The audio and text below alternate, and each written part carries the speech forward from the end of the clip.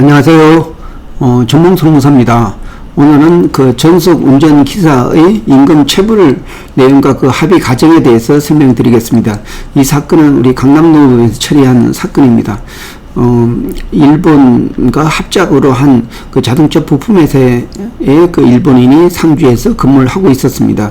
그래서 여기에 이 그 부사장 일본인의 그 전속 기사가 있었는데, 이 그 일본인이 한국에서 한 3년 근무하다가 이제 본국으로 영구 귀국하게 됐고, 그 후임이 없게 됐습니다. 그래서 이 그 기사는 이제 더 이상 할 일이 없기 때문에 이제 권고사직을 받은 상태에 있었습니다. 그래서 금년 7월 말까지만 근무하고 8월 달에 임금 줄 테니까 더 이상 안 나와도 된다, 이런 통보를 받았고, 이 근로자는 사직서에 사인을 하지 않은 상태였었습니다.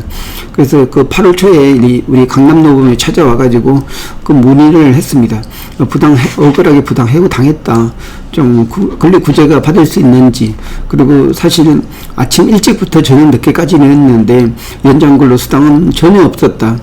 단지 그 포괄임금제를 해가지고 12시간 포함되어 있는 그런 계약을 체결했다, 이런 내용이었습니다. 그래서 이 그 운전기사가 근무한 시간을 받고 실질적으로 최저임금으로 계산했을 때 일주간에 12시간 했을 때 약 350만원 정도가 사실 책정됐는데, 그런데 그 실질적으로 근로시간은 훨씬 많았습니다.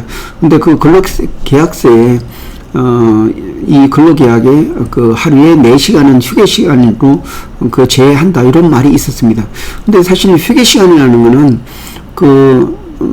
완전히 그 사용자의 어떤 관리 감독으로부터 제외되는 그런 시간인데, 그 하루에 4시간을 휴게 시간을 가질 수 있다, 이런 말은 실제적으로 언제든지 불러면 가서 일을 해야 되기 때문에 휴게 시간이 아니고 대기 시간이다, 그렇기 때문에 그에 대해서는 받아들일 수 없다, 이런 논리로 임금 체불을 그 노동부에 진정을 제기를 했습니다. 저희가 그 1년치에 대해서 계산을 해보니까 1,300만원이 됐습니다. 이분이 3년을 근무했는데 최초 2년은 그 파견회사를 통해서 근무를 했고, 마지막 1년은 그 직영으로 관리하면서 이 회사에서 근무를 했는데, 그 1년 동안 계산해서 그 휴게 시간이 아니고 휴게 시간을 1시간으로 가정해서 계산을 해보니까 약 1,300만원이 나왔습니다. 그래서 1,300만원을 요구를 했고, 이에 대해서 회사는 그 1,000만원까지는 줄 수 있다. 그 대신에 그 회사에 대해서 모든 어떤 법적인 그 행동을 다 취한다고, 그런 내용이 있었습니다.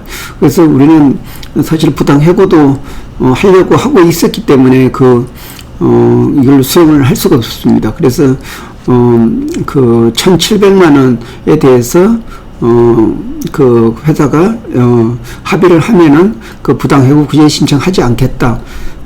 그에 대해서 그 회사를 담당한 노무사는 여기 사장님으로부터 1,000만원까지는 받았지만 그 이상은 그 승인 받은 바가 없기 때문에, 또 실질적으로 다시 복직을 해서 지방으로 발령 낼 수 있기 때문에 원하면은 일할 수 있다, 이런 자세였습니다.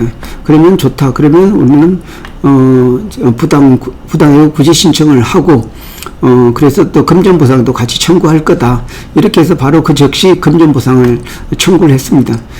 그에 대해서 회사는 그 일주일 뒤에 그 부당해고 구제 신청했다는 사실을 확인한 다음에 저희하고 다시 합의를 요청했습니다. 그래서 우리는 1,700만원, 기존 1,000만원이 아니고 1,700만원에 주면은 합의를 할 수 있다. 다만 그 1,700만원도 세후 금액이다. 실제적으로 근로자한테 입금되는 금액이 1,700만원이어야 된다. 그리고 이 합의서에 실업급여를 받을 수 있도록 명시를 해주면은 받아들일 수 있다. 그런 내용으로 제안을 했고, 회사도 이에 대해서 고민을 하다가 수용을 하게 됐습니다. 그래서 이 전속 기사의 해고 사건은 잘 합의로 내용이 종결됐습니다.